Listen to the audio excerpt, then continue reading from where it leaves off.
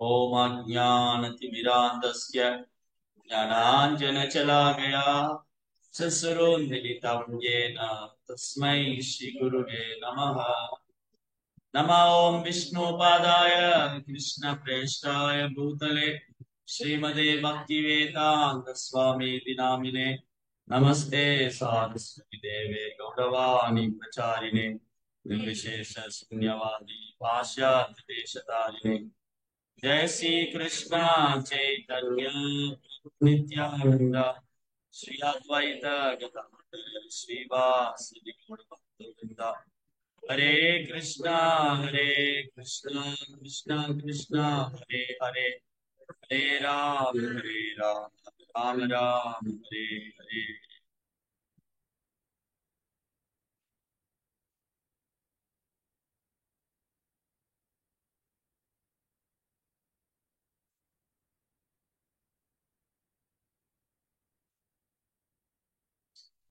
हरे कृष्णा பக்தர் எல்லாருக்கும் இனிமையான காலை வணக்கம். இன்றைய பாகவத சத்சங்க வகுப்புல கலந்துட்டு இருக்கிற எல்லா பக்தருக்கும் என்னுடைய பண்பான நமஸ்காரம். ஸ்ரீமத் பாகவத்தினுடைய 2ஆம் ஸ்கந்தம் 10வது அத்தியாயம். எல்லா கேள்விகளுக்கும் பாகவதமே தகுந்த விடை. அதுல இன்னைக்கு படிக்கிற ஸ்லோகம் 7வது. ஆபாசஸ்ய நிரோதஸ்ய யதோஸ்தி அத்யவசியதே ச ஆஸ்ரய பரம் பிரம்ம பரமாத்மேதி சத்யதே. பரமாத்மா என்று போற்றப்படும் பரமபுருஷர் தான் பிரபஞ்ச தோற்றம் மற்றும் அதன் ஒடுக்கம் ஆகியவற்றின் ஆதி மூலமாவார்.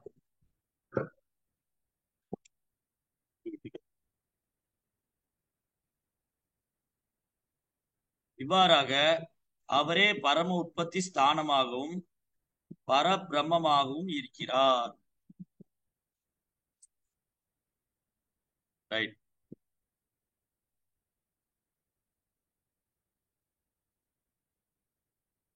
பாகவதத்துல 10 விதமான தலைப்பு, 10 சிறப்பு அம்சங்கள். இதுதான் பாகவதம் முழுவதுமே பரவலா இருக்கு. இந்த 10 விஷயங்களை தான் விவரமாக வர்ணிச்சிருக்காங்க பாகவதத்துல. அது நம்ம முதல் ஸ்லோகத்துல பார்த்தோம். என்னெல்லாம் அது? சர்கா, விசர்கா, ஸ்தானம், ஓஷனம், ஊதயக, மன்வந்தரா, ஈசானுகதா, நிரோதா, முக்தி, ஆசிரியா. ஸ்தானம்னா சிருஷ்டிப்பு, கிரியேஷன். ஸ்தானம்னா படைப்பு. விசர்கா சர்கா சர்கானா படைப்பு. விசர்கானா உப படைப்பு, உப சிருஷ்டி. அப்புறம் கிரக அமைப்புகள். ஸ்தானம்னா கிரக அமைப்புகள். அதுக்கப்புறம் போஷணம்னா பகவானால் அளிக்கப்படும் பாதுகாப்பு. ஊதயக படைப்பை தூண்டும் சக்தி. மன்வந்தரா பல்வேறு மனுக்களின் தோற்றம் மற்றும் அவர்களின் மாற்றம். ஈசானுகதா பகவத் விஞ்ஞானம். நிரோதா பரமபதத்தை சென்றடைதல். முக்தி. ஆஸ்ரயா உயர்ந்த நிலை, அதாவது உத்தம புருஷரை அடைவது, அவரை சரணடைவது. இந்த 10 விஷயம்தான் பரவலா இருக்கு என்டையர் பாகவதம் முழுவதும். அப்ப நம்ம ஒன்னொன்னா படிச்சுட்டு வரோம். ஃபர்ஸ்ட் படைப்புக்கு காரணம் யாரு, எப்படி இந்த பிரபஞ்சம் உற்பத்தி ஆனது, அப்புறம் 2வது சிருஷ்டிப்பை யார் பண்ணாங்க,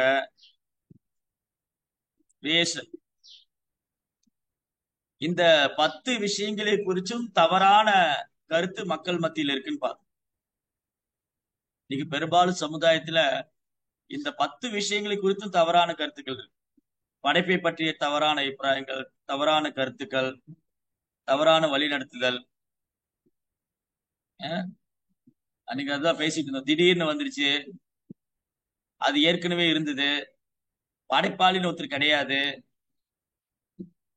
இந்த மாதிரிலாம் தப்பான அபிப்பிராயத்துக்கு பாகவதம் முற்றுப்புள்ளி வைக்குது. அதான் செகண்ட் ஸ்லோகா. பாகவதம் முதல் ஸ்கந்தம் முதல் ஸ்லோகம் இரண்டாம் ஸ்லோகம். இரண்டாம் ஸ்லோகத்துல என்ன சொல்றாரு? தர்ம கைதவோ அத்திர பரமோ தர்ம புரோஜித கைதவா இல்ல தர்ம புரோஜித கைதவோ அத்திர பரமோ நிர்மஸ்தரானாம் சதா. கைத்தவ தர்மா. கைத்தவ தர்மனா ஏமாற்றக்கூடிய தர்மங்கள், சீட்டிங் ரிலிஜன். ஏமாற்றக்கூடிய தர்மம் என்னது? உண்மையான சரியான காரணத்தை விட்டுட்டு புதுசா ஒரு இதை உற்பத்தி பண்றது. சாஸ்திரத்துல சொல்லியிருக்கிற மாதிரி இல்லாம மனம் போன போக்குல பின்பற்றுவது ஏமாற்றக்கூடிய தர்மங்கள். அது கலியுகத்துல நிறைய இருக்கு, ஏமாற்றக்கூடிய தர்மம். இது மக்கள் அவங்களுடைய சுயநலத்தினால அவங்க விருப்பத்துக்கு தகுந்த மாதிரி எழுதிக்கிறது. எதோமத் தத்துவமத் ப்ரோப்பா என்ன சொல்லுவாரு? எதோமத் தத்துவமத். எதை ஃபாலோ பண்ண எல்லாம் ஒண்ணு, எல்லாம் ஒண்ணு. எதை பின்பற்றினா என்ன, எல்லாம் ஒண்ணு தானே. அது பாகவதம் உதறி தள்ளுது. கைத்தவ தர்மா சீட்டிங் ரிலிஜன். சீட்டிங் ரிலிஜியா பாகவதம் என்ன பண்ணுது? உதறி தள்ளுது. அப்ப என்ன சீட்டிங் அது? படைப்பை பற்றி என்னன்னே தெரியாம யாருனாலும் பேசலாம். எப்படி இது கிரியேஷன், எப்படி படைப்பு வந்தது, இதுக்கு பின்னாடி யார் இருக்கா, இது எதுவுமே தெரிஞ்சுக்காம யார் வேணாலும் படைப்பை பத்தி பேசலாம். விஞ்ஞானிகளும் படைப்பை பத்தி சொல்றாங்க, மனக்கற்பனையாளர்களும் படைப்பை பத்தி சொல்றாங்க, சுவாமி பௌதிகவாதிகளும் படைப்பை பத்தி பேசுறாங்க, மாயாவாதிகளும் படைப்பை பத்தி சொல்றாங்க. எல்லாருமே கிரியேஷனை பத்தி பேசுறாங்க. ஜட உலகத்துல எல்லாருமே படைப்பை பத்தி பேசுறாங்க. பௌதிகத்துல ஆழ்ந்து இருக்கிறவங்க இதெல்லாம் அனுபவிக்கதாங்க படிச்சிருக்காங்க. ஏங்க நீங்க எல்லாம் அனுபவிச்சிருங்க, அதுக்குதான் படிச்சிருக்காங்க, அப்படி அவங்க பேசிட்டு இருக்காங்க. விஞ்ஞானி என்ன சொல்றாங்க? நாங்க ஆராய்ச்சி பண்ணி சொல்றோம், வெயிட் பண்ணுங்க, இது யார் படைச்சாங்க, எப்படி உருவாச்சு, அதெல்லாம் ஆராய்ச்சி பண்ணணும் அப்படின்னு அவங்க ஆராய்ச்சி பண்ணிக்கிட்டே இருக்காங்க. காலங்காலமா காலங்காலமா விஞ்ஞானிகள் ஆராய்ச்சி பண்ணிக்கிட்டே இருக்காங்க. மனக்கற்பனையாளர்களும் கற்பனை பண்ணிக்கிட்டே இருக்காங்க. இப்படி வந்திருக்குமா, அப்படி வந்திருக்குமா, இப்படி தோன்றி இருக்குமா, அப்படி தோன்றி இருக்குமா, விஞ்ஞானிகளும் இப்படி இருந்திருக்கலாம், அப்படி இருந்திருக்கலாம். இந்த மாதிரி ஒரு முடிவுக்கே வர முடியாம விஞ்ஞானிகளும் மனக்கற்பனையாளர்களும் ஆராய்ச்சி பண்ணிக்கிட்டே இருக்காங்க. மாயாவாதிகள் என்ன சொல்றாங்க? எல்லாம் ஒரு பிரம்மத்திலிருந்து வந்தது, இதான் சாஸ்திரம் சொல்லுது. சர்வம் கலோ இதம் பிரம்மம். பிரம்மம்னு ஒண்ணு இருக்கு, அந்த பிரம்மத்திலிருந்து எல்லாம் வந்தது. புத்த பிச்சுக்கள் என்ன சொல்றாங்க? புத்த பிக்ஷுக்கள்லாம் அப்படிலாம் ஒண்ணு கிடையாது, படைப்பாளினே ஒருத்தர் கிடையாது. புத்த கொள்கை அதுதான். புத்த கொள்கை என்னன்னா, சாஸ்திரங்கள்லாம் மனிதர்களால் எழுதப்பட்டது, வேதங்கள்லாம் மனிதர்கள் எழுதி வச்சுட்டாங்க, படைப்பாளின்னு ஒருத்தர் கிடையாது, ஆன்மான்னு ஒண்ணு கிடையாது. இது புத்த கொள்கை. அதனாலதான் கலியுகத்துல நிறைய பேர் புத்த கொள்கையினால கவரப்படுறாங்க. ஏன்னா அவங்களுக்கு இது பிடிச்சிருக்கு. என்ன பிடிச்சிருக்கு? நான் கடவுள்னு ஒருத்தர் ஏத்துக்க வேண்டியது இல்ல, ஆத்மான்னு ஒண்ணு இல்ல, இந்த வேதங்கள்லாம் மனுஷங்க எழுதுனாங்க, இதெல்லாம் கலியுக மக்களுக்கு ரொம்ப பிடிக்குது. அதனாலதான் நிறைய பேர் புத்த மார்க்கத்துக்கு போறாங்க. அப்ப அவங்க என்ன சொல்றாங்க? படைப்பாளியே கிடையாதுங்க. புத்த மார்க்கத்தை பின்பற்றவங்களுக்கு படைப்பாளியே கிடையாது. ஆனா மறைமுகமா அவங்க புத்தரை ஏத்துக்கிறாங்க. புத்தர் பகவானுடைய அவதாரம். புத்த புத்த பகவான். நிந்தசியாக்ய விதேரஹா ஸ்மிருதி ஜாதம் சதய ஹிருதய தரிசித பசுகாதம் கேசவது தா புத்த சரீரா ஜெய ஜெகதீஸ்வரே. யாகத்துல மிருகவதையை நிறுத்துறதுக்காக புத்தர் அப்படி சொன்னாரு.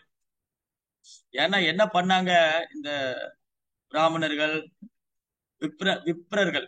விப்ரர்னா வேத விப்ரர்கள், வேத மந்திரத்தை அழகா ஓதுறவங்க விற்பன்னர்கள். வேத விற்பன்னர்கள், விப்ரா, புரோகிதர்கள். பிராமணர் நிறைய கேட்டகிரி இருக்காங்க. புரோகிதம் பண்றவங்க, வேத பாராயணம் பண்றவங்க, வேத விற்பன்னர்கள், புரோகிதர்கள். இவங்கெல்லாம் என்ன பண்ணாங்க? வேதனுடைய சாரத்தை விட்டுட்டு இந்த பலநோக்கு கர்மத்துல மட்டுமே கவனமா இருக்கு. இந்த யாகம் பண்ண அந்த இடத்துக்கு போகலாம், அந்த யாகம் பண்ண இந்த பலனை அடையலாம், வேலு உலகத்துக்கு ஏற்றம் பெறலாம், உயர்ந்த கிரகத்துக்கு போகலாம், சொர்க்கலோக வாசி ஆயிடலாம். இது எல்லாம் புண்ணிய கர்மா, பலநோக்கு கர்மா. இந்த பலநோக்கு கர்மத்தினால வசீகரிக்கப்பட்டவங்க வேதவாத ரத பார்த்தாங்கிறார் கிருஷ்ண பகவத்கீதை. வேதவாத ரத பார்த்தா, வேதங்களின் மலர் மொழிகளால் கவரப்பட்டவங்க வேதவாத ரத பார்த்தா. வேதங்களில் மலர் மொழிகளால் கவரப்பட்டு இவங்க என்ன நினைக்கிறாங்க, இதுதான் குறிக்கோள், இதுதான் லட்சியம், எங்க போகணும், உயர் கிரகத்துக்கு போகணும், சொர்க்கலோகம், இந்த மாதிரி மேல் உலகத்துல போய் அனுபவிக்கும். இவங்க வேதத்துடைய நோக்கத்தை விட்டுட்டாங்க, யாகத்துல மிருகங்களை பலியிட்டுக்கிட்டே இருக்காங்க. யாகத்துல மிருகத்தை எல்லாம் பலியிட்டுக்கிட்டே இருக்காங்க. அதை சில நேரம் சாப்பிடவும் செஞ்சிருக்காங்க. யாக பிரசாதம், யாகத்துல மிருகத்தை பலியிட்டு அது யஜ்ய பிரசாதமா சாப்பிடவும் செஞ்சிருக்காங்க. அதனாலதான் பகவான் புத்தர் அவதம் நிந்தசி நிந்தா நிந்தசி யக்யபிதே ரஹா சுட்டி ஜாதம். வேதங்களை பயன்படுத்தி கொண்டு அப்பாவி மிருகங்களை யாகத்துல பலியிடுவதை தடை செய்யணும். வேதத்துல சொல்லியிருக்கே, அதான் பண்ணோம், அதுல சொன்னனால பண்ணிருக்கணும், அதை காரணமா காமிக்க. வேதத்துல எவ்வளவோ சொல்லியிருக்கு, ஏன் இதை மட்டும் பண்ணணும்? அதான் மக்களுடைய மென்டாலிட்டி எப்படி இருக்குன்னா, மக்களுடைய மனோபாவம், அவருக்கு என்ன வேணுமோ அதை மட்டும் எடுத்துக்க, அதுக்கு என்ன உடன்பத்துக்கு தேவையோ உடன்பத்துக்கு தேவையான விஷயத்தை மட்டும் எடுத்துக்கிறது, மற்றதை விட்டுறது. அது மாதிரி வேதத்தோட நோக்கம் என்ன? வேதத்துடைய நோக்கம் பரமபதத்தை அடையணும். அதான் இங்க இங்க என்ன சொல்லியிருக்கு, அதுல ஒரு விஷயம், முக்தி அடையுது, முக்தி, திரும்பவும் மீண்டும் பகவான்கிட்ட போகணும், அதான் முக்தி. நேத்து பார்த்தோம், முக்தி ஹித்வா அன்னதா ரூபேன ஸ்வரூபேன அவஸ்திதி. முக்தினா பகவான்கிட்ட திரும்ப போறது, மீண்டும் பிறவா நிலை அடையிறதுன்னா என்னுடைய உண்மையான ஆன்மீக அடையாளத்தை நான் அடைவது. Again be in our constitutional position. What is our constitutional position? அப்படின்னா என்னுடைய உண்மையான ஆதார நிலை என்ன? ஜீவேரே சொருபோக கிருஷ்ணரே நித்யதாஸ். இதுதான் முக்தினாலே கிருஷ்ணருக்கு சேவை பண்றதுதான். பாத்தீங்களா? இப்ப நீங்க ஒண்ணு பேசும்போது ஒரு விஷயத்தை நீங்க தவிர்க்க முடியாது. இந்த முக்தியை பத்தியும் தவறான கருத்துக்கள்ல இருக்கு. முக்தி அடைச்சிட்டா கடவுள் ஆயிடலாம், கடவுளோடு ஒன்னாயிரலாம், இந்த மாதிரி பாருங்க, இந்த மாதிரி பல்வேறு தப்பான அபிப்பிராயங்களுக்கு பாகவதம் விடையளிக்கு. அப்போ படைப்பை குறித்து நேரக்கூடிய தப்பான அபிப்பிராயங்கள் புத்த கொள்கையில இருந்து ஆரம்பிச்சா, புத்த கொள்கை என்ன சொல்லுது, இது இல்ல அப்படி, படைப்பாளியே ஒருத்தர் கிடையாது. சைதன்ய மகாபிரபு தென்னிந்தியா யாத்திரை வந்த போது 500 வருஷத்துக்கு முன்னாடி அவர் தன் யாத்திரையில புத்த பிக்ஷுக்களை சந்திக்கிறார். புத்த பிக்ஷுவோடைய குரு, அவருக்கும் சைத்தன்ய மகாபிரபுக்கும் உரையாடல் நடக்குது, கான்வர்சேஷன். அவர் ஒரு 9 விதமான கோட்பாடுகளை முன்வைக்கிறார் சைத்தன்ய மகாபிரபு முன்னாடி. இந்த மாதிரி ஆத்மா கிடையாது, படைப்பாளின்னு ஒருத்தர் கிடையாது, வேதங்கள்லாம் மனுஷங்க எழுதினது, அப்புறம் இந்த பௌதிக உலகம் பொய்யானது, இந்த உலகம் பொய், புத்தர் தான் ஒரே கதி, புத்தரை தவிர வேற கதி இல்ல, இந்த மாதிரிலாம் ஒரு 9 விஷயத்த முன்வைக்கிறார். மகாபிரபு இது எல்லாம் பீஸ் பீஸ் ஆக்கிட்டார். அந்த புத்த பிஷு வச்ச எல்லா ஆர்குமெண்ட்டையும் மகாபிரபு சுக்கு நூறா உடைச்சிட்டார். அவர் செய்த வாதத்தை எல்லாம், என்னெல்லாம் வாதத்துல முன் வச்சாரோ, சைத்தன்ய சரித்திரம் புக்ல அது டீட்டெயிலா இருக்கு. அந்த 9 பாயிண்ட் எனக்கு ஒரு சில தான் ஞாபகத்துல இருக்கு.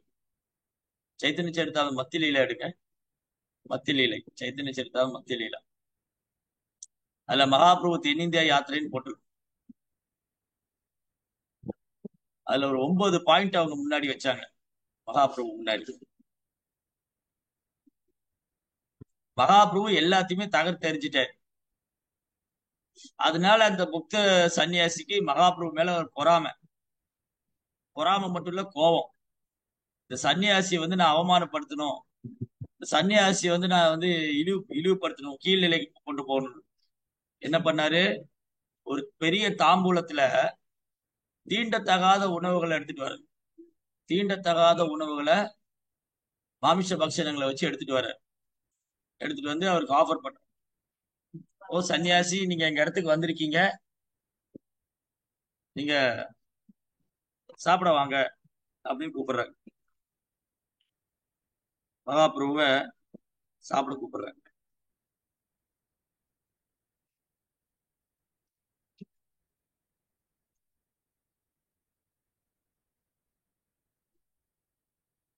மகாபிரபுவை சாப்பிட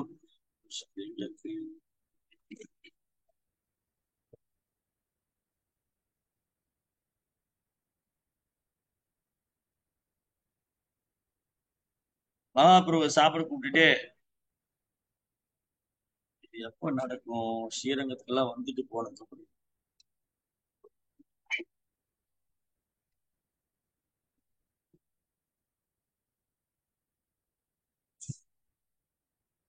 என்ன பண்ணாங்க?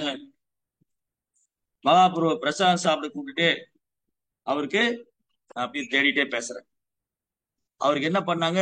தீண்டத்தகாத உணவுகள் எல்லாம் அர்ப்பணிக்கிறாங்க. அந்த நேரத்துல அந்த நேரத்துல என்ன ஆகும்? திடீர்னு ஒரு பெரிய பருந்து, ஒரு பெரிய பருந்து பறந்து வரும். யார் அது? கருடா. கருடர் பறந்து வந்து அந்த புத்த குரு கொடுக்கிற தட்டு, ஒரு பெரிய கனமான தாம்பூலம், அந்த தட்டை தட்டி விட்டுரும். அதை தட்டி விட்டோன்னே அந்த தட்டு மேல பறந்து அப்படியே சுத்தி வந்து அந்த புத்த பிட்சுவோட தலை மேல விழும்.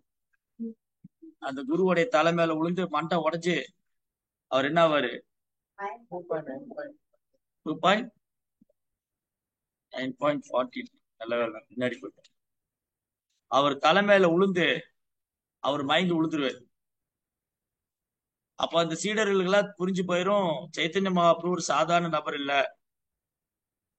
சைத்தன்ய மகாபிரபு சாக்ஷாத் முழுமுதற் கடவுள். அவரை வந்து இன்சல்ட் பண்ணதுனால அவங்க குருவுக்கு என்ன நடந்தது? எஸ், எடுத்தாச்சு.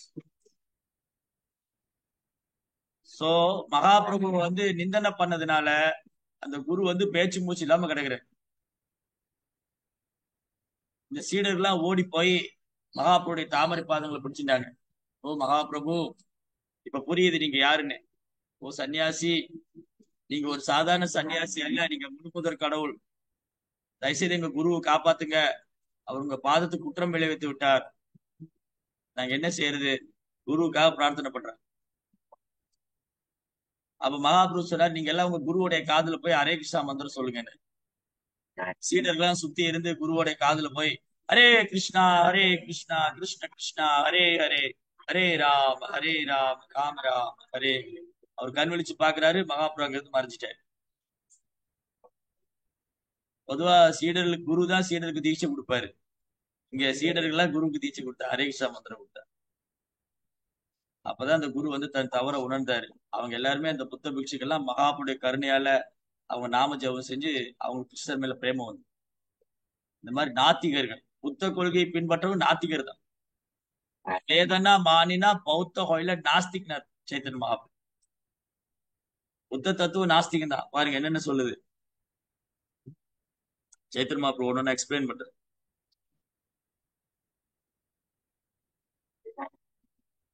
தர்க்க பிரதான பௌத்த சாஸ்திர நவமதே தர்க்கே ஈ கண்டிலா பிரபு நாபாரே ஸ்தாபிதே. பௌத்த சாஸ்திரங்கள் பெரும்பாலும் தர்க்கத்தையும் நியாயத்தையும் அடிப்படையாக கொண்டவை. அவற்றின் 9 முக்கியமான கொள்கை உள்ளன. ஸ்ரீ சைத்தன்ய மகாபிரபு பௌத்தருடைய எல்லா வாதங்களையும் முறியடித்ததால் அவர்களால் தங்களது கொள்கைகளை நிலைநாட்ட முடியவில்லை. பௌத்த தத்துவப்படி படைப்பு நித்தியமானது, எனவே படைப்பாளி ஏற்க வேண்டிய அவசியம் இல்லை. படைப்பு ஏற்கனவே இருக்குங்க, அப்புறம் என்னங்க படைப்பாளின்னு ஒத்துரு? அவங்க படைப்பை ஒத்துக்கிறாங்க, அது நித்தியமா இருக்குன்னு. ஆனா படைப்பாளின்னு ஒருத்தர் கிடையாது. இது எப்படி? கிரியேஷன் ஒண்ணு இருக்குன்னா கிரியேட்டர்னு ஒண்ணு இருக்கு. இது சாதாரண குழந்தை கூட தெரியும். ஏதோ ஒரு பொருள் உற்பத்தி பண்ணா உற்பத்தியாளர்னு ஒருத்தர் இருக்கணும், இல்லையா? ஒரு ரோஜா பூ வந்து நம்ம பேப்பர் எடுத்து கட் பண்றோம், கட் பண்ணிட்டு அந்த ரோஜா பூ தானா வந்ததுன்னா எப்படி? அதுக்கு பின்னாடி நான் கட் பண்ணிருக்கேன், ஒர்க் பண்ணிருக்கேன். ப்ரோப்பா அந்த உதாரணம் அழகா சொல்லுவேன். அது மாதிரி ஸ்கூல்ல வந்து குழந்தைகளுக்கு சில அசைன்மெண்ட் தருவாங்க. நீங்க வந்து ரெட் ஃபோர்ட் பண்ணிட்டு வாங்க, இல்ல தாஜ்மஹால் பண்ணிட்டு வாங்க, இல்ல ரோஸ் பண்ணிட்டு வாங்க.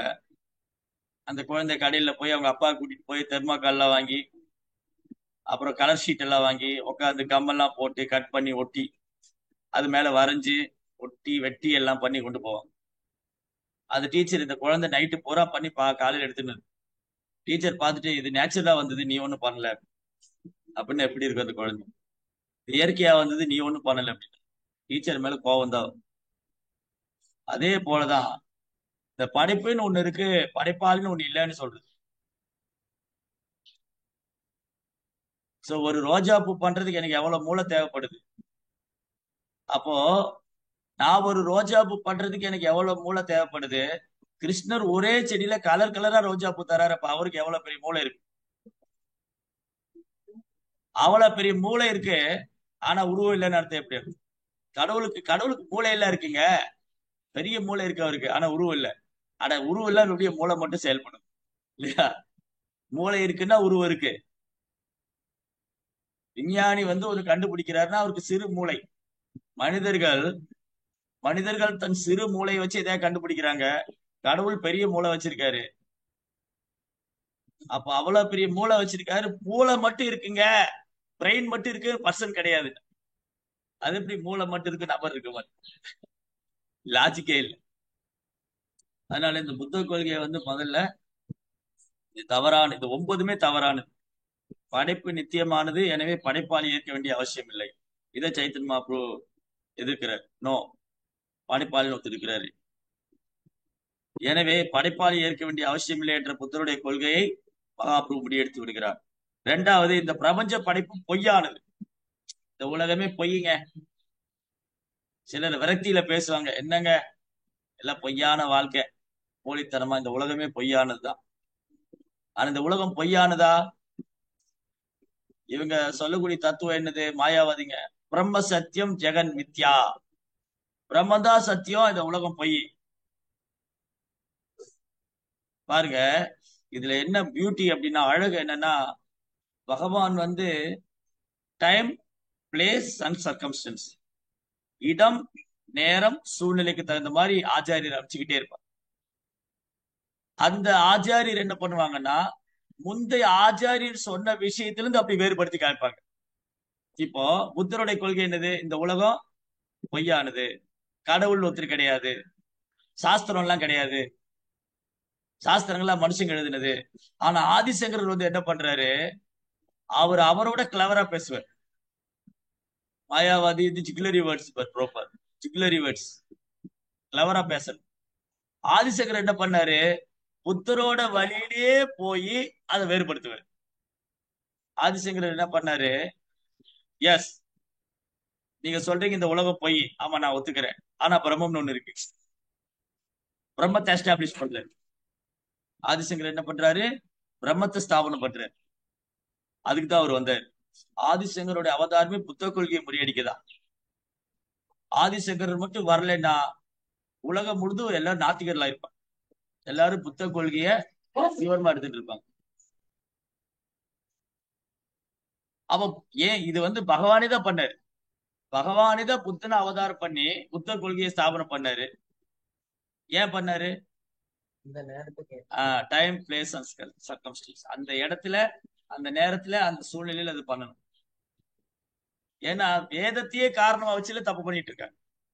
அப்ப புத்தர் பார்த்தாரு, நீங்க வேதத்தை காரணமா வச்சுதானே பண்றீங்க, நான் வேதமே இல்லைன்னு போட்ட முடிச்சது. வேதமே இல்லை, நீங்க எல்லாரும் வேதத்தை காரணமா வச்சுதானே மிருகவாதம் பண்றீங்க, நான் சொல்றேன் வேதமே இல்லை.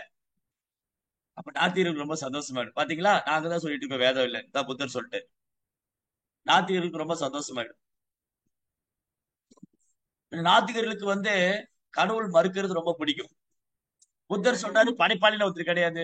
வெரி குட் வெரி குட், புத்தர் நம்ம ஆளு. நாத்திகர்லாம் புத்தரை ஏத்துக்கும். இன்னைக்கு கூட பாருங்க, சமுதாயத்துல பேரளவான அரசியல்வாதிகளை புத்தரை போட்டி புகழ்வார். பாட்டெல்லாம் பாடுவோம், புத்தன், இயேசு, காந்தி எல்லாம் இதுக்கு உண்மையில பாருங்க. பகவான் அவதாரத்தை பத்தி பாட மாட்டாங்க. ஏன்னா அவங்களுக்கு புத்த கொள்கை மேல ஒரு கவர்ச்சி. காரணம் என்னதுன்னா, புத்த கொள்கை வந்து சாஸ்திரத்துக்கு எதிரா இருக்கு. புத்த கொள்கை வந்து கடவுளை மறுக்குது. பாருங்க எவ்வளவு கிளவரா. அதான் பாகவத்துல இருக்கு. பாகவதம் ஃபர்ஸ்ட் கேண்டோ எடுங்க. Bhagavatam first canto.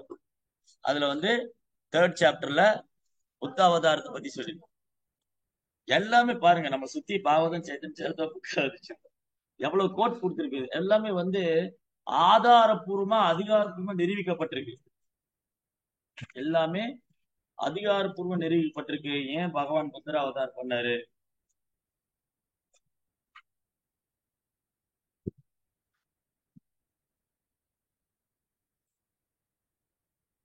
ஆஹ்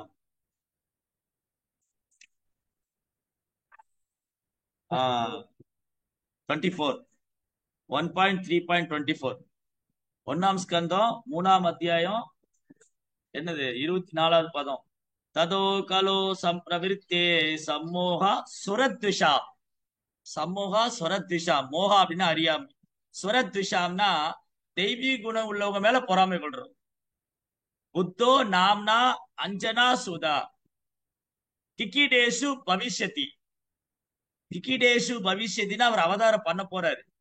இது 2500 வருஷத்துக்கு முன்னாடி புத்தர் அவதாரம் பண்றத 5000 வருஷத்துக்கு முன்னாடி பாகவத்துல இருக்கு. ஏன் பாகவதம் கிருஷ்ணர் வேற இல்லைன்னா இதுதான் காரணம். பாகவதத்துல ஒரு ஸ்லோகமும் கிருஷ்ணா அவருடைய இலக்கிய அவதாரம், கிருஷ்ணாவுடைய லிட்டரரி இன்கார்னேஷன். 5000 வருஷத்துக்கு முன்னாடி பாகவதம் சொன்னது. அதுல என்ன சொல்லிக்கு 2000 வருஷம் 500 வருஷம் கழிச்சு புத்தர் அவதாரம் பண்ண போறாரு. எதுக்கு அவதாரம் பண்ண போறாரு? கலியுகத்தின் ஆரம்பத்தில் கயா மாநிலத்தில் அஞ்சனாவின் புதல்வராக புத்த பகவான் தோன்றுவார். நம்பிக்கையுள்ள ஆஸ்திகர்களிடம் நம்பிக்கையுள்ள ஆஸ்திகர்களிடம் பொறாமை கொண்டவர்களை தந்திரமாக வழிபடுத்துவதே அவருடைய அவதார நோக்கம். அப்ப யாரெல்லாம் கிருஷ்ணர் இல்லைன்னு சொன்னாங்களோ அவங்களாம் புத்தரை ஃபாலோ பண்ணாங்க. மறைமுகமா புத்தர கிருஷ்ணருடைய அவதாரம் தான். கிருஷ்ணா வந்து ரொம்ப கிளவரா அவங்களை அட்ராக்ட் பண்ணிட்டு ரொம்ப கிளவரா அட்ராக்ட் பண்ணிட்டு யாரெல்லாம் கடவுளை ஏத்துக்கலையோ, கடவுள் இல்லைன்னு சொல்றாங்களோ அவங்களை எல்லாம் புத்தர் தன் வசப்படுத்தினார். எப்படி? இந்த இந்த அஹ், இந்த கொள்கை. இது என்ன கொள்கை? இது நிர்வாண கொள்கை. அஹ், பௌத்த சாஸ்திரங்கள் பெரும்பாலும் தர்க்கத்தையும் நியாயத்தையும், தர்க்க சாஸ்திரா நியாய சாஸ்திரம், தர்க்கத்தையும் நியாயத்தையும் அடிப்படையாக கொண்டவை. நிர்வாண கொள்கை. அவற்றில் 9 முக்கியமான கொள்கை உள்ளன. ஸ்ரீ சைத்தன்ய மகாபிரபு பௌத்தருடைய எல்லா வாதங்களையும் முறியடித்ததால் அவர்களால் தங்களது கொள்கையை நிலைநாட்ட முடியவில்லை. திணறி போயிட்டாங்க. இத வந்து என்ன பண்ணாரு? சைத்தன்ய பாபு டைரக்டா அட்ராக்ட் பண்ணிட்டாரு. ஆதிசங்கர் என்ன பண்ணாரு? அவர் வழியிலேயே போய் அவங்ககிட்ட இருந்து மக்களை தன்வசப்படுத்தினார். எப்படி? மாயாவாதம் மூலமா. ஏதாவது புரியுதா? நிறைய விஷயம் இருக்கு. சில நேரங்கள்ல வகுப்புகள் இப்படிதான் தத்துவார்த்தமா இருக்கும். என்னது? புத்த கொள்கை வந்து தர்க்க சாஸ்திரா நியாய சாஸ்திரா ஆர் நிர்வாணா, நிர்வாண கொள்கை. அதான் இந்த 9 கூற்று. படைப்பு நித்தியமானது, எனவே படைப்பாளி ஏற்க அவசியம் இல்ல. படைப்பாளிலாம் ஒருத்தர் கிடையாது. ஆதிசங்கர் நானும் அதான் சொல்றேன். படைப்பாளின்னு ஒருத்தர் கிடையாது, பிரம்மன் தான் எல்லாத்துக்கும். பாத்தீங்களா? இப்ப ஆதிசங்கர் என்ன பண்றாரு? புத்த கொள்கை நாத்திகமா இருக்கு. ஆதிசங்கருடைய கொள்கை ஓகே. இன்னும் தெளிவா சொன்னா, ஒரே வார்த்தையில சொன்னா, ஆதிசங்கருடைய கொள்கை மாயாவாதம்.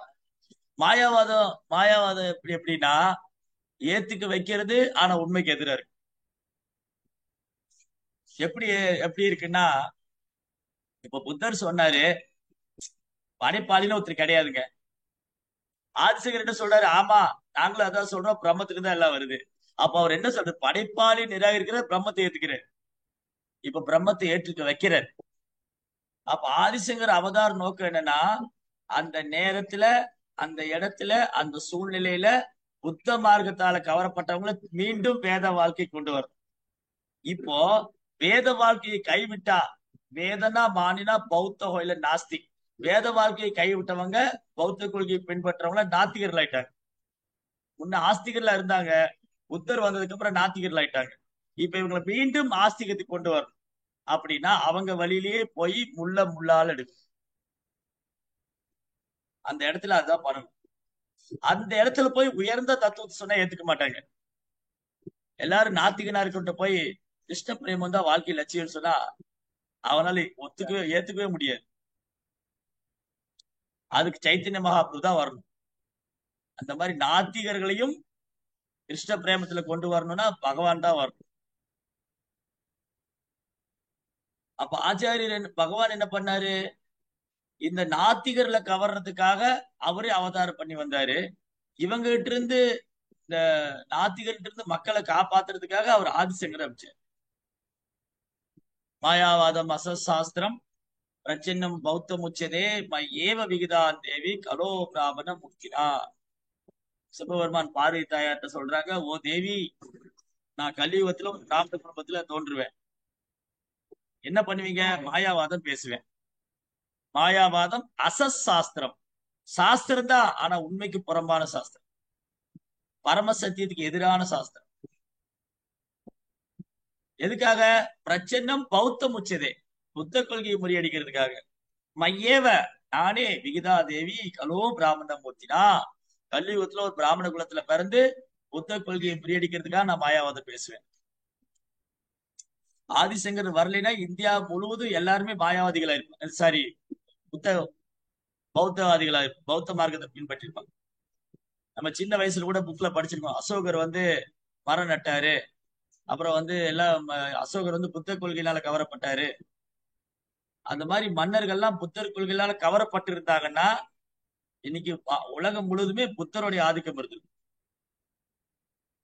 அது அந்த நேரத்துல ஆதிசங்கர் வந்ததுனால முதல் ஆச்சாரியர் ஆதிசங்கர் தான் முதல் ஆச்சாரியர். பாரதம் முழுவதும் சுற்றுப்பயணம் பண்ணா 4 திசைகள், கிழக்கு மேற்கு வடக்கு தெற்கு 4 திசையிலையும் பிரயாணம் பண்ணி, இதெல்லாம் ஒரு 1500 2000 வருஷத்துக்கு முன்னாடி நடந்தது.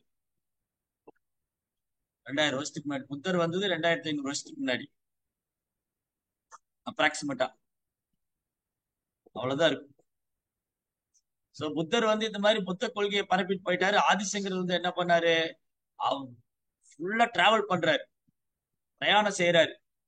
பிரயாணம் பண்ணி 4 திசையில 4 மடங்களை நிறுவி தன்னுடைய பிரதான சன்னியாசி சீடர்களை மாயாவாதிகளை உட்கார வச்சு புத்த கொள்கையை விரட்டி அடிச்சிட்டு,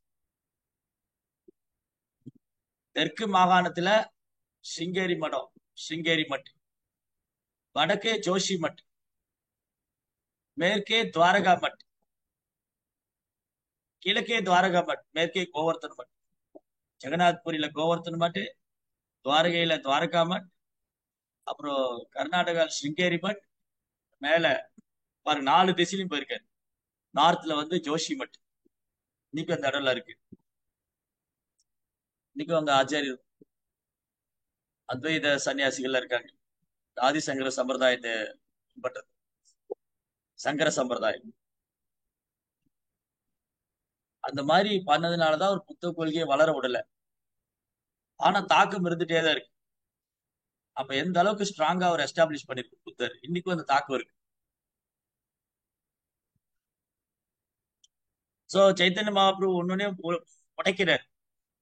படைப்பு நித்தியமானது, படைப்பாளி ஏற்க வேண்டிய அவசியம் இல்லை. புத்தருடைய 9 கொள்கை, அதுல ஒண்ணு படைப்பு நித்தியமானது, படைப்பாளி ஏற்க வேண்டிய அவசியம் இல்ல. இது என்ன வர ஆதிசங்கர் என்ன பண்றாரு? அவர் மறைமுகமா என்ன பண்ணாரு?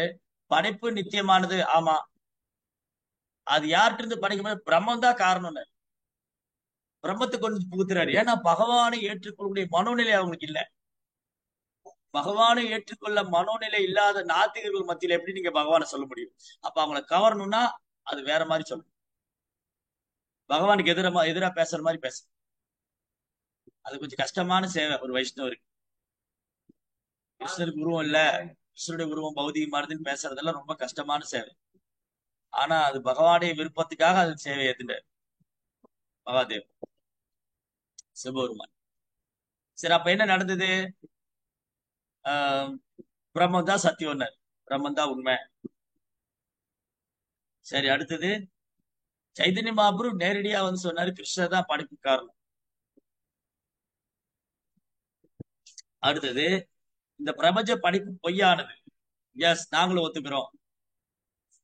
அத்வைத கொள்கை என்ன சொல்லுது? ஜெகன் மித்யா. ஆனா வைஷ்ணவ ஆச்சாரியர் என்ன சொல்ற, அதுக்கப்புறம் இங்க நல்லா கவனிக்கணும் இதை.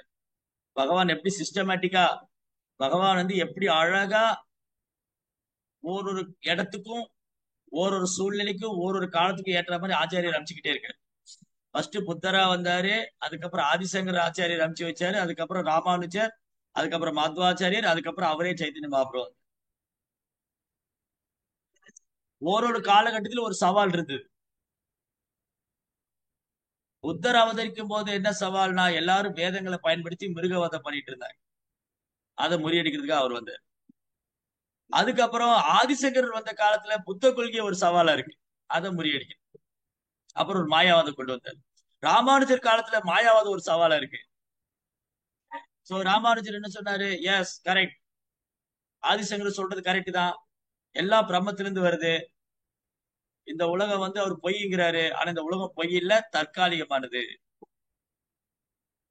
எப்படி பொய்யாகும், எப்படி பொய்யாகும் இந்த உலகம்?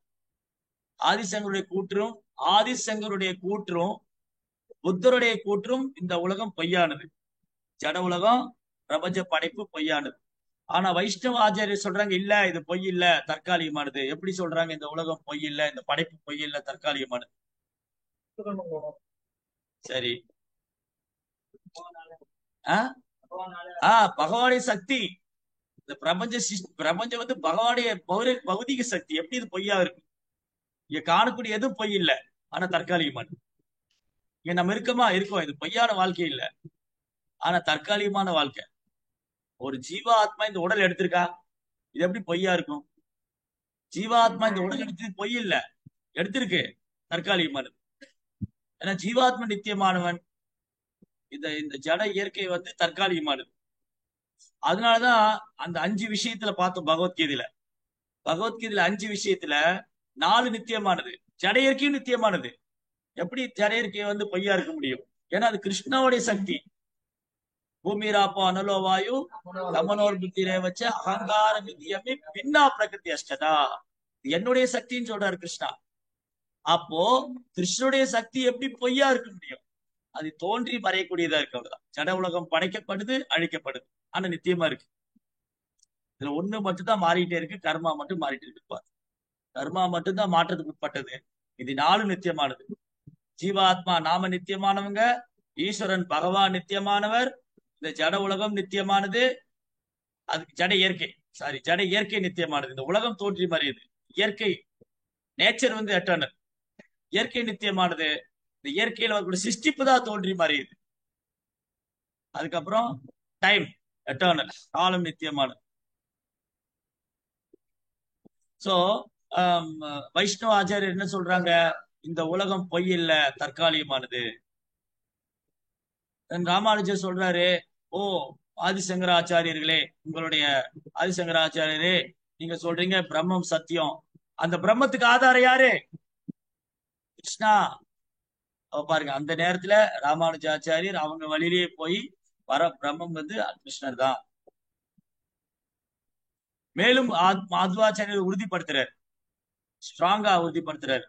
ஆதிசங்கருக்கு அப்புறம் பாரதம் முழுவதும் பிரயாணம் செய்த அடுத்த ஆச்சாரியர் மாத்வாச்சாரியர். எங்கெல்லாம் மாயாவாதமே இருக்கக்கூடாது, மாயாவாத கொள்கையே இருக்கக்கூடாதுங்கிறதுல வலுவா பிரச்சாரம் பண்ண ஆச்சாரியர் மாத்வாச்சாரியர். அதனாலதான் மாத்வாச்சாரிய சம்பிரதாயத்தை தத்துவவாதின்னு சொல்லுவாங்க. அவங்களை பேசி ஜெயிக்கவே முடியாது. எப்பேற்பட்ட மாயாவாத தர்க்கத்தை முன் வச்சாலும் அவங்க பீஸ் பீஸ் ஆக்கிடுவாங்க. ஒரு மாயாவாதி வந்து மாதவ சம்பிரதாயத்துல வர்றவங்ககிட்ட எப்படி ஆர்குமெண்ட் பண்ணாலும் அவங்களால நிலைச்சு நிக்க முடியாது. அவ்வளவு சாஸ்திரத்துல வந்து ஸ்ட்ராங்கா இருப்பார். மாதவருடைய கமெண்ட்ரி, விளக்கம், உபநிஷத்துக்கள், வேதங்கள், புராணங்களுக்கெல்லாம் மாதவருடைய விளக்கம் படிச்சா மாயாவாதிகள் வந்து எதிரே நிக்க முடியாது. ராமானுஜர் அதை பண்ணார், ஆனா மாத்வாச்சாரியர் இன்னும் ஸ்ட்ராங்கா பண்ணார். சோ படைப்பு நித்தியமானது, எனவே படைப்பால் இருக்க வேண்டிய அவசியம் இல்லை. இந்த பிரபஞ்ச படைப்பு பொய்யானது, நான் என்பதே உண்மையாகும், நான் என்பது உண்மை. இது எந்த நான் உண்மைங்கிற கேள்வி அடுத்தது. நான்கிறது உண்மை, நான்கிறது உண்மை அப்படின்னா நான் என்ற பொய்யகங்காரம் உண்மை இல்ல, நான்கிறது எப்ப உண்மையாய், நான் கிருஷ்ணனுடைய சேவகங்கிறது தான் உண்மையானாங்க. நான்கிற பொய்யங்காரு கூட. பிறப்பும் இறப்பும் தொடர்ந்து நிகழ்கின்றன. Yes, correct. பிறப்பு தொடர்ந்து நிகழுது. இதுல இருந்து ஒருத்தர் விடுபட முடியும், விடுபட முடியும். தத்துவத்தினை புரிந்து கொள்வதற்கு ஒரே வழி புத்தரே. புத்தர் தான் ஒரே வழி. தத்துவம் தெரிஞ்சுக்கணுமா, நீங்க படைப்பினுடைய தத்துவம் எல்லாம் தெரிஞ்சுக்கணுமா, புத்தரை ஃபாலோ பண்ணுங்க. அப்போ முட்டாள்தனமா போகணும். ஆனா புத்தர் மட்டும் ஒரே வழி இல்ல, கிருஷ்ணர் தான். ரைட். சோ இதெல்லாம் சைத்தன்யா டிஃபீட் பண்ற. நிர்வாண அல்லது அழிவு என்பதே இறுதி குறிக்கோள். எல்லாம் ஒரு காலத்துல முடிவுக்கு வந்துடும், அழிஞ்சு போயிடும் அப்படிங்கறத அவர் குறிக்கோள் இருக்கு. புத்தரின் தத்துவம் மட்டுமே தத்துவ பாதை. புத்தரை பின்பற்றதான் தத்துவம், மத்ததெல்லாம் தத்துவமே இல்ல. வேதங்கள் மனிதர்களால் துவக்கப்பட்டவை. புண்ணிய செயல்கள் மற்றவர்களுக்கு கருணை காட்டுதல் முதலியவை அறிவுறுத்தப்படுகின்றன. அதனால புண்ணியம் பண்ணுங்க, நல்ல காரியம் பண்ணுங்க. இந்த உடல் எல்லாம் முடிஞ்சு போயிடும், அதுக்கப்புறம் எல்லாம் முடிஞ்சுது, அவ்வளவுதான்.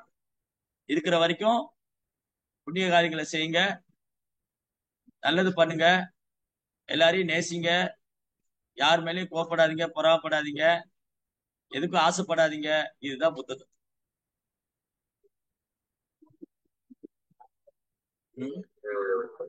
சோ புண்ணிய செயல்கள் மற்றவர்களுக்கு கருணை காட்டுகள் முதலியவை அறிவு. அவர் கருணை காமிக்கிறதா வந்தாரு, மிருகங்களை கொல்லக்கூடாது, மிருகங்க மாதிரி கருணை காமிச்சு. இது எல்லாமே ஆதிசங்கராச்சாரியர் புத்தர் வழியிலேயே போய் அவருடைய மாயாவாதத்தை எஸ்டாப்ளிஷ் பண்ணார். அதுக்கப்புறம் ராமானுஜர் இல்ல, கிருஷ்ணர் தான் பரபிரமம், அவருக்கு தொண்டாற்றுவதுதான் சிறந்தது, சாஸ்திர பிரமாணம் வேணும், அதுல கிருஷ்ணரை தான் சொல்லியிருக்குங்கிறத ராமானுஜர் சொன்னார். அதை மேலும் உறுதிப்படுத்தினார் மாதவாச்சாரியர். அதுக்கப்புறம் சைதன்ய மகாபிரபு கிருஷ்ண பக்தி எல்லாருக்கும் கொடுத்தாரு.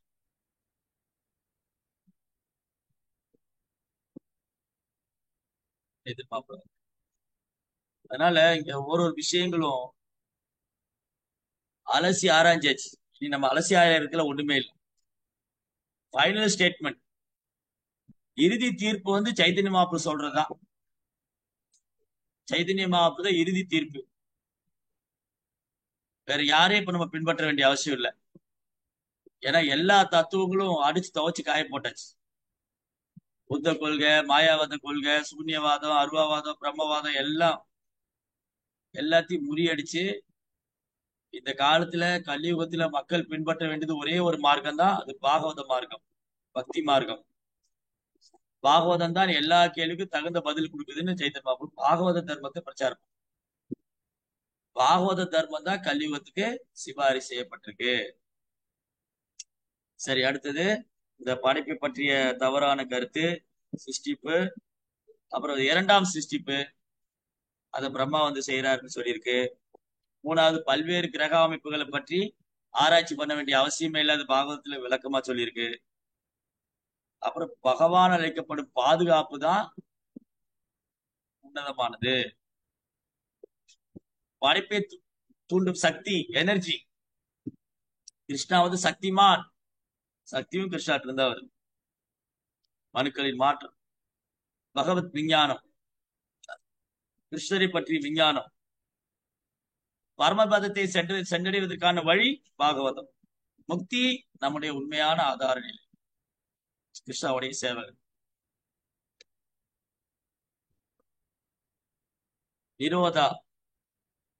நிரோதஸ்ய, அது கடைசி வார்த்தை.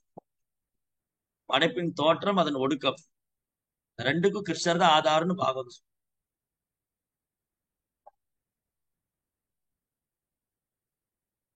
யார்கிட்ட துவங்குது, யார்கிட்ட முடியுது? எல்லாமே கிருஷ்ணர்கிட்ட தொடங்குது, எல்லாமே கிருஷ்ணருக்குள்ள முடியுது. இதுதான் பகவத்கீதைன்னு கிருஷ்ணர் சொல்றாரு, என்னை விட சிறந்த உண்மை இல்லை, கிருஷ்ணர் தான் பரம சத்தியம். குக்யம் சத்தியம் பரம் தீமகி, பாகவத்துடைய ஃபர்ஸ்ட் ஸ்லோகா குக்யம் சத்தியம். கிருஷ்ணர் தான் பரம் சத்தியம், கிருஷ்ணர் தான் பரம புருஷோத்தமன், கிருஷ்ணர் தான் பரபிரமம். பரம்ங்கிற வார்த்தையை சேர்க்கும் போது அது உன்னதமானது. உயர்ந்தது. கிருஷ்ணரை விட உயர்ந்த உண்மை இல்லை. மத்த பரதரம் நான் அந்நியத் கிஞ்சித் அஸ்தி தனந்தயா. என்னை விட உயர்ந்த உண்மை இல்லை அர்ஜுனா. எல்லாரும் உண்மையை தேடுறாங்க. கிருஷ்ணர் தான் பரம உண்மை, அப்சல்யூட் ட்ரூத், பரம் சத்தியம். அதனால பாகவதம் கிருஷ்ணரை தான் நிலைநாட்டும். பல்வேறு அவதாரங்களை பத்தி சொல்லியிருக்கு பாகவதத்துல. எல்லாம் சொல்லிட்டு கிருஷ்ணஸ்து பகவான் ஸ்வயம், கிருஷ்ணரே ஸ்வயம் பகவான். பாகவத தொடக்கமே ஓம் நமோ நாராயணாய அல்லது ஓம் நமோ விஷ்ணுவே, அது ஓம் வராகரே அப்படி தொடங்கல. ஓம் நமோ பகவதே வாசுதேவாய. அந்த வாசுதேவனுக்கு என் பணிவான நமஸ்காரங்கள். மற்றவங்க எல்லாம் வாசுதேவனுடைய அவதாரத்துடைய அவதாரங்கள். அம்சா, கலா, விபின்னாம்சா, பிரகாஷா, வைபவா, இந்த மாதிரி நிறைய இருக்கு. பகவானுடைய அவதாரங்கள்ல பிரகாஷா, வைபவா, அம்சா, விபின்னாம்சா, பின்னப்பட்ட பகுதிகள், நேரடி அவதாரங்கள், அவதாரத்துடைய அவதாரங்கள். அதான் சயின்ஸ். பகவான் இறைவனை பற்றி விஞ்ஞானம், இறை விஞ்ஞானம், பகவத் விஞ்ஞானம். பகவத் தத்துவ விஞ்ஞான முக்த சங்கர்ஷ ஜாயதே. இறை விஞ்ஞானம், பகவத் விஞ்ஞானம். சோ பாகவதம் எல்லா அறிவும் கொடுக்குது. இந்த 10 விஷயம் பாகவதம் விவரமா பேசுது. இறை விஞ்ஞானத்தை பத்தி சொல்லும் போது எஸ், அவர் இந்த 3 விதமா உணரலாம். பிரம்மேதி, பரமாத்மேதி, பகவான் சத்யதே. சத்யதே. சோ சத்யதேங்கிற வார்த்தை இங்க வருது. பிரம்ம பரமாத்மேதி சத்யதே. வதந்தி தத் தத்துவம் தத்துவம் யஜ்ஞானமவ்யயம் பிரம்மேதி பரமாத்மேதி பகவான். அவரை பிரம்மமா உணரலாம், பரமாத்மாவும் உணரலாம், பகவானாவும் உணரலாம். அதான் நம்ம அடிக்கடி டிஸ்கஸ் பண்ணிருக்கோம். நிறைய தடவை நம்ம அதை பத்தி பேசியிருக்கோம். சூரியனை உதாரணமா வச்சு பிரபா சொல்றாரு. நிறைய தடவை பிரபா புஸ்தகத்துல படிக்கிறோம், கேட்கிறோம். சூரியனை உணர்றதுக்கான 3 நிலை. சூரிய கதிரை வைத்து சூரியன் இருக்கிறத உணரலாம். சூரியனுடைய வெளிச்சத்தை உஷ்ணத்தையும் வச்சு சூரியன் இருக்கிறத உணரலாம்.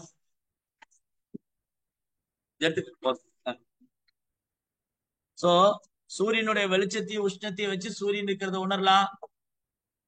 அதுக்கப்புறம் அதை விட உயர்ந்த அடுத்த நிலை என்னது? இந்த வெளிச்ச உஷ்ணம் எங்கிருந்து வந்தது? அது சூரிய வட்டத்துல இருந்து வந்தது. அது சூரிய வட்டங்கிறது என்னது? அதுக்குள்ள யார் இருக்காங்க? அது யார் நிர்வாகம் பண்றாங்க? அதுதான் இன்னும் ஆழமான அறிவு. ஆழமான அறிவு. அதே மாதிரி பிரம்மத்தை உணர்வது சூரிய கதிரை உணர்வதற்கு சமம். பரமாத்மா ரியலைசேஷன், பரமாத்மா உணர்வது சூரிய வட்டத்தை உணர்வதற்கு சமம். மேலும் விவரமாக அந்த சூரிய கோலம் எப்படி இயங்குது, அது யார் இயக்கிட்டு இருக்காங்க, இதெல்லாம் பகவானை பற்றி அறிவு. பகவானை உணர்வதற்கு சமம். அப்ப பிரம்மத்தை உணர்றவங்க ஞானிகள், பரமாத்மா உணர்றவங்க யோகிகள், பகவானை முழுமுதற் கடவுளா ஏற்றுக்கொண்டவங்க பக்தர்கள். இதுல திரும்பி என்ன ஞாபகப்படுத்திக்கலாம்? பிரம்மத்தை உணர்றவங்களுக்கு பிரம்மத்தை உணர்றதுக்கு நிறைய பேர் முயற்சி பண்ணலாம். ஒரு சிலர் தான் பிரம்மத்தை உணரலாம். அது கூட ஒரு குறைந்த அளவுதான். அவங்களால பிரம்மத்தை மட்டும்தான் உணர முடியும். பரமாத்மாவை உணர்றதுக்கு நிறைய ஞானி யோகிகள் முயற்சி பண்ணலாம். ஒரு சில யோகி பரமாத்மா உணர்வும் செய்யலாம். அதுவும் ஒரு பகுதி தான். ஆனா பக்தர்களால பகவானை பிரம்மமாவும் உணர முடியும், பரமாத்மாவும் உணர முடியும், முழுமுதற் கடலாம். இந்த பிரம்மம் பரமாத்மா ரெண்டுமே பகவானுடைய ஒரு ஒரு ஒரு ஒரு பகுதியான உணர்வு தான். ரியலைசேஷன் தான், பார்ஷியல் ரியலைசேஷன். பிரம்மத்தை உணர்றது ஒரு பகுதி தான், பகவான் ஒரு பகுதி.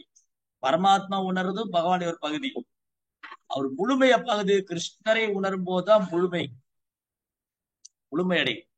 அப்போ ஒரு பக்தனுக்கு பிரம்மம்னா, இந்த பிரம்மம் கிருஷ்ணாவுடைய உடல் இருந்து தேஜஸ் பிரம்மன் நோக்கி பிரதிஷ்டா. பரமாத்மா கிருஷ்ணர் எல்லோ இதயத்துல இருக்காரு, பரமாத்மா ரூபத்துல. அவர்தான் முழுமுதற் கடவுள். இந்த அறிவு பாகவதம் கொடுக்குது. அதனாலதான் பாகவதம் வைஷ்ணவானாம் இதம் பிரியம். பாகவதம் அமலம் புராணம் வைஷ்ணவானாம் பிரியம். பாகவதம் அப்பழுக்கற்ற உன்னதமான இலக்கியம், புராணம். இது கிருஷ்ணருந்து வேறானதில்லை. இது வைஷ்ணவருக்கு ரொம்ப ரொம்ப பிரியமானது. ஏன்னா இது முழுக்க முழுக்க கிருஷ்ணருடைய தனித்தன்மையை பறைசாற்று. கிருஷ்ணாவுடைய தனித்தன்மை, அவருடைய நாமரூப குணாதிசயங்கள், பாகவதம் முழுவதுமே கிருஷ்ணர் போற்றி புகழப்படுகிறார். மற்ற அவதாரங்களோ, மற்ற அவதாரங்களோ, லீலைகளோ எல்லாத்துக்கும் கிருஷ்ணர் தான் ஆதாரமா இருக்காருங்கிற பறைசாற்றுது பாகவதம். பாகவதம் இந்த ஒரு விஷயத்தை பறைசாற்றுகின்றது. அதான் பிரபுபாதர் பொருளுரை எழுதியிருக்காரு. பொருளுரையில பிரபுபாதா என்டையர் பாகவத்து ஒரு சம்மரைஸ்ல கொடுத்திருக்காரு.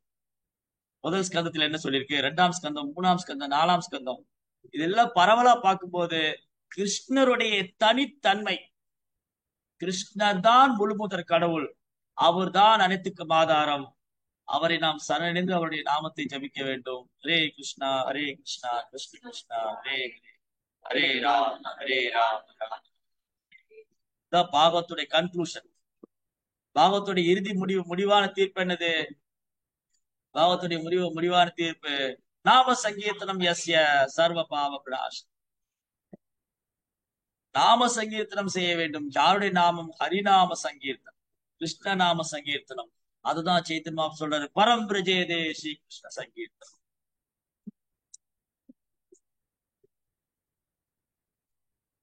அதுதான் ஒரு ஜீவாத்மா செய்ய வேண்டிய முக்கியமான கடமை, நாம ஜபிக்கிறது. அதனாலதான் பிரபுபாத் நமக்கு அது முக்கியமான கடமையா வச்சிருக்காரு. ஒரு பக்தரும் குறைந்தபட்சம் 16 மாலை ஹரே கிருஷ்ணா மந்திரம் உச்சரிக்கும். அது கவனமா உச்சரிக்கும் போதுதான் அந்த ரியலைசேஷன் நமக்கு கிடைக்கும். ரியலைசேஷன். அதனால ரொம்ப அழகான வர்ணனைகள் இங்க. பாகவத்தோடைய மகிமை, கிருஷ்ணருடைய மகிமை, எப்படி கிருஷ்ணா அனைத்துக்கும் ஆதாரமா இருக்காரு.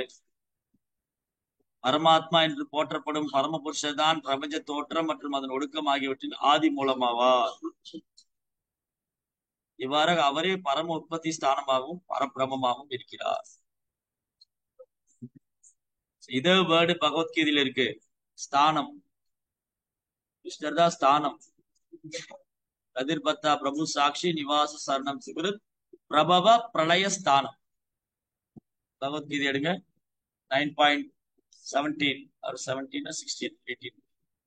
கதிர்பர்த்தா பிரபு சாட்சி நிவாச சரணம் சுக்ருத் பிரபவ பிரளயஸ்தானம் நிதானம் பீஜமவ்யயம். எஸ், 18, 9.18.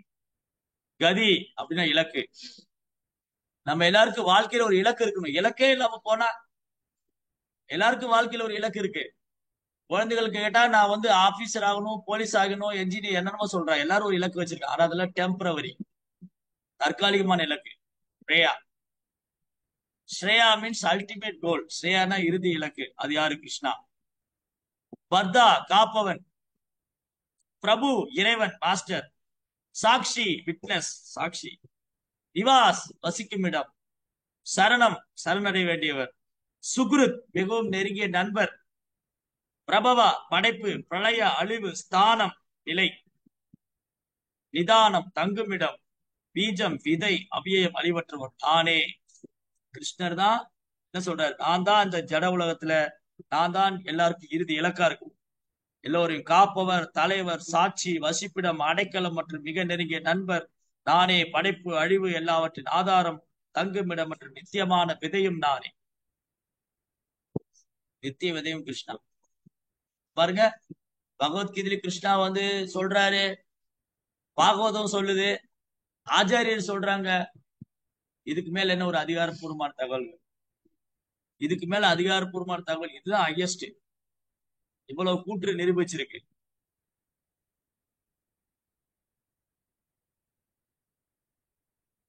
பரம உற்பத்தி ஸ்தானம் பரம்பிரம்ம பரம்தான். கிருஷ்ணதா பரபிரம்ம.